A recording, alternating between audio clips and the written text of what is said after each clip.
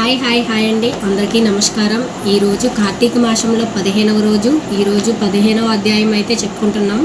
So కొంచెం శ్రద్ధగా వినండి. ఇంకా నా ఛానల్ని ఎవరైనా సరే సబ్స్క్రైబ్ చేసుకోకుండా ఉంటే ప్లీజ్ సబ్స్క్రైబ్ చేసుకోండి. అలాగే ఇంకా లేట్ చేయకుండా వీడియోలోకి అయితే వెళ్ళిపోదాము. కొంచెం శ్రద్ధగా వినండి, ఓకేనా? 15వ అధ్యాయము.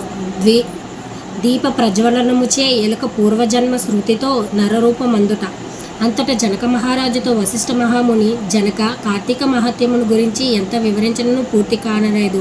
కానీ మరి ఒక ఇతిహాసము కలదు, చెప్పెదను, సావధానుడివై ఆలకింపుము అని ఇట్లు చెప్పాను. ఈ మాసమందు హరినామ సంకీర్తనలు వినట, చేయుట, శివకేశవుల వద్ద దీపారాధన చేయుట, పురాణమును చదువుట లేక వినుట, సాయంత్రము దేవతా దర్శనమును చెయ్యలేని వారు కాలసూత్రమునడి నరకమును బడి కొట్టమిట్టాడుదురు. కార్తీక శుద్ధ ద్వాదశి దినమున మనసార శ్రీహరిని పూజించిన వారికి అక్షయ పుణ్యము కలుగును. శ్రీమన్నారాయణ గంధ పుష్ప అక్షతలతో పూజించి ధూపదీప నైవేద్యములను ఇచ్చిన ఎడల విశేష ఫలము పొందగలరు. ఈ విధముగా నెల రోజులు విడవక చేసిన ఎడల అట్టివారు దిందుబులు మ్రోగుచుండగా విమానమెక్కి వైకుంఠమునకు పోవెదరు. నెల రోజులు చేయలేని వారు కార్తీక శుద్ధ త్రయోదశి, చతుర్దశి, పూర్ణిమ రోజులందైనా నిష్ఠతో పూజలు చేసి ఆవు నేతితో దీపమును ఉంచవలెను. ఈ కార్తీక మాసంలో ఆవు పాలు పితికినంతసేపు మాత్రము దీపం ఉంచిన ఎడల మరుజన్మలో బ్రాహ్మణుడిగా జన్మించను. ఇతరులు ఉంచిన దీపములు యోగద్రోసి వృద్ధి చేసిన ఎడలను లేక ఆరిపోయిన దీపములను వెలిగించను. అటు వారిల సమస్త పాపములో హరించెను. అందులకు ఒక కథ కలదు, విను అని వశిష్ఠుల వారు ఇట్లు చెప్పుచున్నారు. సరస్వతీ నది తీరమున శిథిలమైన ఒక దేవాలయం ఒకటి ఉన్నది. ఆ కర్మనిష్ఠుడైన దయార్థ హృదయుడగు యోగపుంగవుడు ఆ దేవాలయము వద్దకు వచ్చి కార్తీక మాసమంతయు అచ్చటనే గడిపి పురాణ పఠనము చేయు తలంపూరుగా ఆ పాడిబడి ఉన్న దేవాలయమునకు శుభ్రముగా ఊడ్చి నీళ్లతో కడిగి బొట్లు పెట్టి పక్క గ్రామముకు వెళ్ళి ప్రమిదలు తెచ్చి దూదితో ఒత్తులు చేసి 12 దీపములుంచి స్వామిని పూజించుచు నిష్ఠతో పురాణము చదువుచుండెను.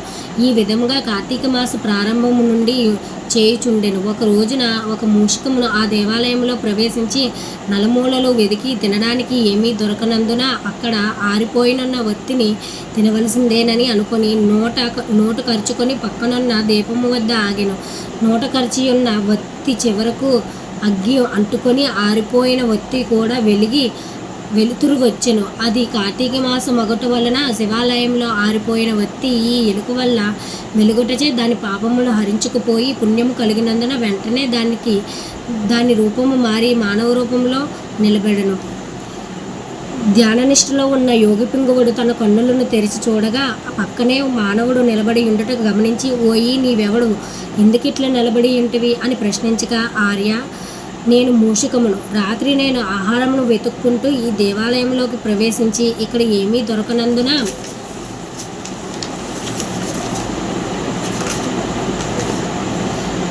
నెయ్యి వాసనలతో నిండి ఆరిపోయిన వత్తిని తినవలనేనని దాన్ని నోట కరుచుకొని పక్కనున్న దీపము చెంత నిలబడి ఉండగా నా అదృష్టము కలిగి ఆ వ్యక్తి వెలుగుటచే నా పాపములు పోయినందున కాబోలు వెంటనే పూర్వజన్మను మెత్తి తిని. కానీ ఓ మహానుభావ, నేను ఎందుకీ మూషిక జన్మ ఎత్తవలసి వచ్చినో దానికి గల కారణం ఏమిటో విశదీకరింపుము అని కోరాను. అంత యోగీశ్వరుడు ఆశ్చర్యపడి తన దివ్య దృష్టితో సర్వము తెలుసుకొని, ఓయి, కిందటి జన్మలో నీవు బ్రాహ్మణుడు, నిన్ను బహ్లీకుడని పిలిచేవారు. నీవు జైనమత వంశానికి చెందినవాడు. నీ కుటుంబాన్ని పోషించటకు వ్యవసాయం చేస్తూ ధనాశపరుడై దేవపూజలు నిత్యకర్మలు మరచి నీచుల సావాసము వలన నిషిద్ధ దానము తినుచు మంచివారులను యోగ్యులను నిందించుచు పరుల చెంత స్వార్థ చింత గలవాడే ఆడపిల్లలను అమ్మువృత్తి చేస్తూ దానివల్ల సంపాదించిన ధనాన్ని కూడబెట్టుచు సమస్త తినుబండరములను కడుచౌకగా కొని తిరిగి వాటిని ఎక్కువ ధరకు అమ్మి అట్లు సంపాదించిన ధనమును నీవు అనుభవించక ఇతరులకు ఇవ్వక ఆ ధనమును భూస్థాపితం చేసి పిసినారివై జీవించినావు. మరణించిన తర్వాత ఎలుక జన్మం ఎత్తి వెనుకటి జన్మ పాపములు అనుభవించేటివి.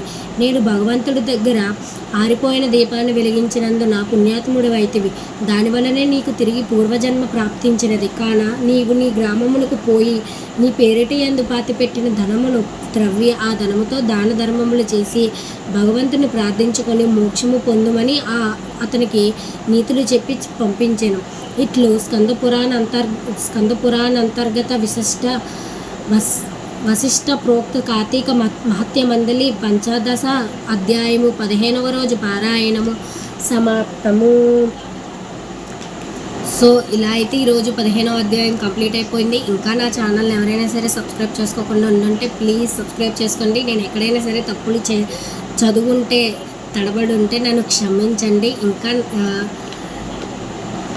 నా ఛానల్ని సబ్స్క్రైబ్ చేసుకోకుండా ఉండంటే ప్లీజ్ సబ్స్క్రైబ్ చేసుకోండి. హర హర మహాదేవ శంభో శంకర. థ్యాంక్ యూ ఇంతవరకు నా వీడియో చూసినందుకు.